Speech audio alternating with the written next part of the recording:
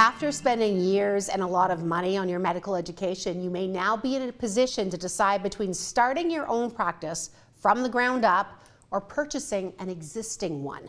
Pierre Létourneau is Business Succession Advisor at TD Wealth, joins me now to discuss the differences. Nice to see you. Nice to see you too. Buy or build? That's the question. Let's talk about build. Sure. So when we're talking about starting your own practice, that's where, as you say, you start from scratch. So you have no patients, and you've got no equipment, no location, right? And you start from zero to build that practice. So you take full responsibility and control over how this practice is going to be structured. As opposed to when you're purchasing a practice, you're buying something that's already established. You're buying a practice that has its own systems, operations, its own staff, equipment, and all that. You're purchasing all that, you just take control and you inherit all of that. One thing I'll mention though, when you're buying a practice, usually two ways you could do that. You can buy, because a lot of medical professionals are incorporated. Yep. So you can buy shares of that corporation that operates the business, or you can buy the assets of that practice directly. So there's two ways to potentially structure that. Yeah, that's another conversation we're going to get to later on. Right. There's many layers with you, Pierre. I've learned that.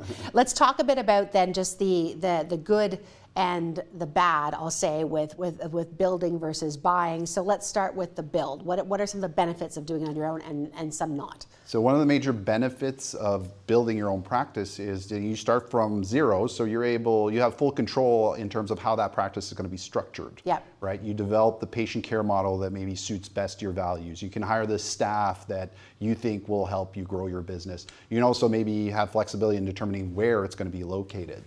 And then the other benefit is that you could potentially grow your business at your own pace as well, right. too. Right? And just go slowly if you need to, or quickly if you can. You get less barriers.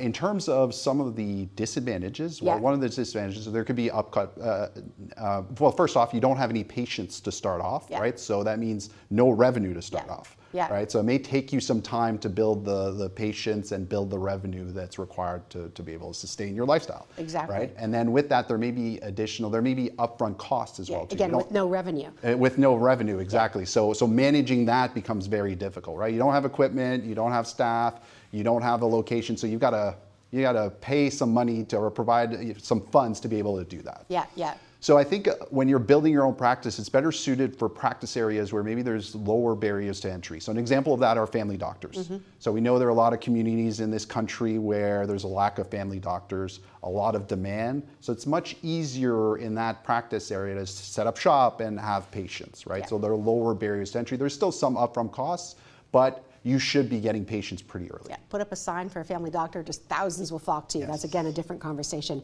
Okay, what about the cost benefit of buying a practice? Maybe start with some of the benefits.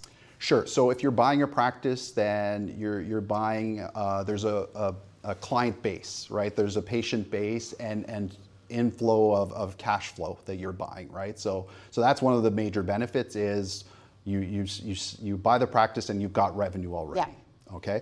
And then also, if you've done your due diligence, you're hopefully buying a practice that has a proven track record, right? It has systems, processes that work really well, staff that know what they're doing, so you don't have to train your staff. Yeah. In terms of some of the drawbacks or complexities, well, a lot of practices can be quite expensive. Yeah, getting the money to do it. Exactly. And so you've got to figure out how you're going to do that. Do you have the funds available to be able to do that, or do you need to work with a bank to get financing? Mm-hmm. And then I guess another drawback is that you've got less influence on how the practice is structured. Right. It's already established. You're inheriting what's already been put in place. You may be able to change that with time, but it may take a bit of time to get where you want to get to. So in terms of what type of practices or practice areas that are more suited to buying a practice, an example is a dentist, a dental practice.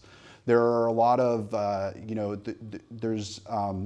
when there's no shortages of dental practices or of dentists, so it's difficult to really set up shop and get that client base and build that client base. So there are higher barriers of entry. There's a lot of upfront costs as well too with the dental practice, a lot of equipment, a lot of staff.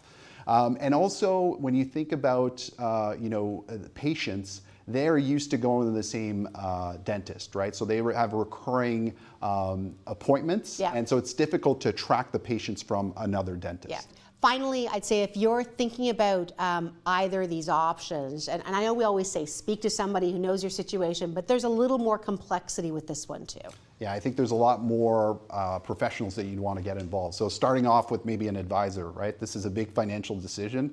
So you need an advisor to help you weigh the financial ramifications of this decision. How is it going to impact your financial plan? Also, make sure you have a good lawyer, regardless of the option. So if you're buying a practice, then a lawyer will help you with the purchase and sale agreement. If you're establishing your own practice, well, the lawyer is going to help you with maybe negotiating your lease, contracts with employees, contracts with suppliers. And then finally, an accountant. A good accountant can help you with tax planning and also making sure that you're on side with tax compliance.